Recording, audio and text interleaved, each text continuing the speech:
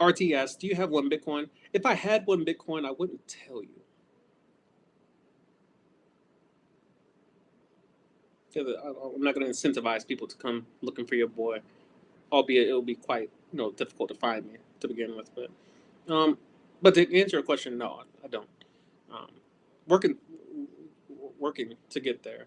Um, I'm currently over leveraging MicroStrategy or strategy stock. Um, Not the preferred stock. I'm looking at the preferred stock, but it's it's not as leveraged as I thought it would be. But the actual,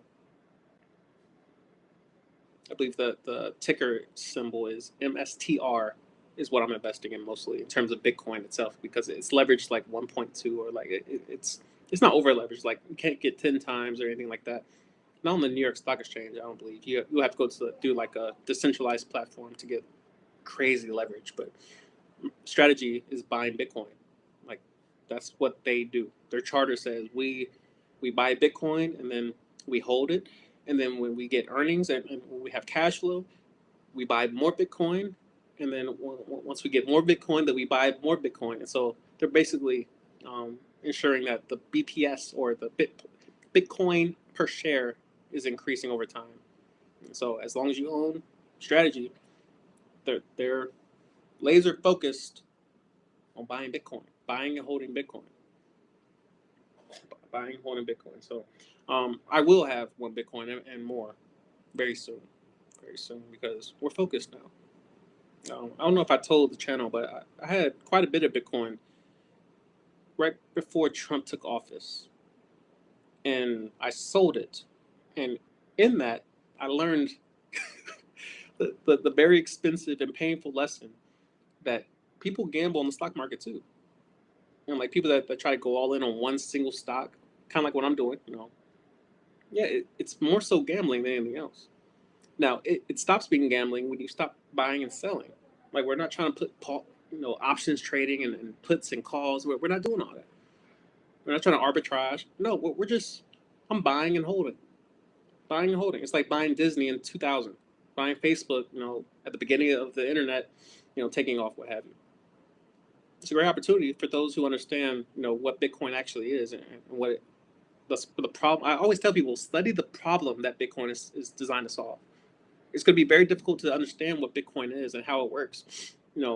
From proof of work cryptography to decentralized, machines running all around the world, mining Bitcoin, protecting the entire network, the blockchain, what the Lightning Network is and how that works and what the purpose of the Lightning Network is and the layers of the internet and like there's a base layer which is the actual Bitcoin. You got the Lightning Network which is the protocol that allows settlement to happen more quickly and why that's even necessary and how Bitcoin compares to all the other cryptos and why those may be more closer to securities than actual commodities.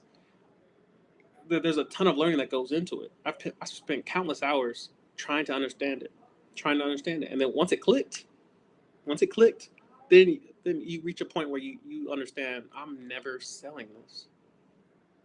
I'm buying it and I'm never selling it. Never selling it. So you switch from gambling to investing when you understand the time frame of which you're buying and holding this. It's for a lifetime because Bitcoin is scarce by design. 21 million Bitcoin will that's all. That's all. Compare that to the US dollar where they print money every day. The big beautiful bill is supposed to expand the US national debt by around $3 trillion. $3 trillion. Let's just build upon the debt. They're printing more money. No matter who you put in office, Trump, Biden, Kamala, it don't matter. Vance next year or the next 4 5 years. It doesn't matter who's in office. They're going to print money. 1971, President Nixon. He's like, hey, why are we backing our currency with gold? For what? Who's going to stop us? We don't even know if we have gold reserves. Fort Knox. No one can go in there. We can't go in there and inspect the gold reserves. We just assume they're guarding something. We don't know what's in there. It could be empty for all we know. But that's the point of having a decentralized ledger, that reflects Bitcoin and everyone's different pots of money, is that everyone knows how much everyone got. You may not know exactly who owns that specific wallet, but you can't double spend. You can't double spend. And so there's a lot that goes into Bitcoin, and you have to understand all the different working parts. But before you can even get to Bitcoin, you have to understand the U.S. economy and what problem is trying to be solved by Bitcoin. Why is Bitcoin even designed in 2009 and released, given to the public as a gift by Satoshi? Why? For what? Why does it exist? And then you look at, oh, well, there's different types of inflation.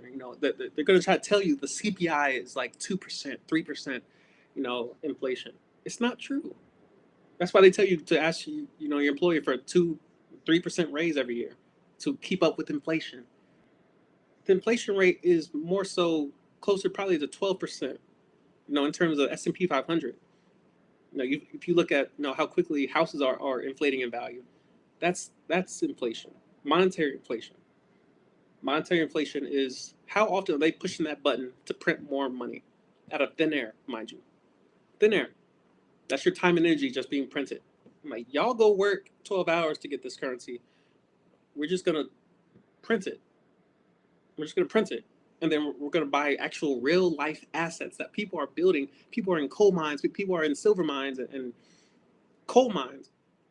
They're spending real time and effort and energy and sweat and glycogen and muscle mass. And we're just buying whatever they produce with it. That's crazy. That's theft. Inflation is theft. They're stealing your time and energy. And they're deflating it right in your face. And so Bitcoin it can't be inflated. It can't be printed more of. Once there's 21 million, there's only 450 a day that are being mined by GPUs all around the world. All around the world. The US government can't shut it down. China can't shut it down. China banned it. But they couldn't stop it. They couldn't stop it because it's not ran by anyone. It's decentralized, which is the whole point, is that no one can have control of this network. It just runs on its own by a protocol that was designed in 2009. So it's a beautiful architecture, beautiful technology. And it was just given away.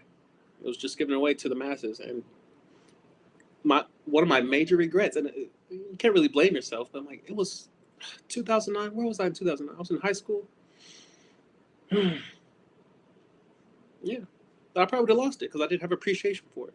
A lot of people won't appreciate Bitcoin until they keep asking the question, why can't I afford to pay rent? Why can't I afford to feed my family? Why is my light bill out of pocket? Just going crazy. My water bill. And just think about how we have bills for all these things. Just about anything you touch, anything that you utilize, it's being sold to you. The only thing they can't seem to sell to you yet is air. I'm sure that's coming down the pipeline.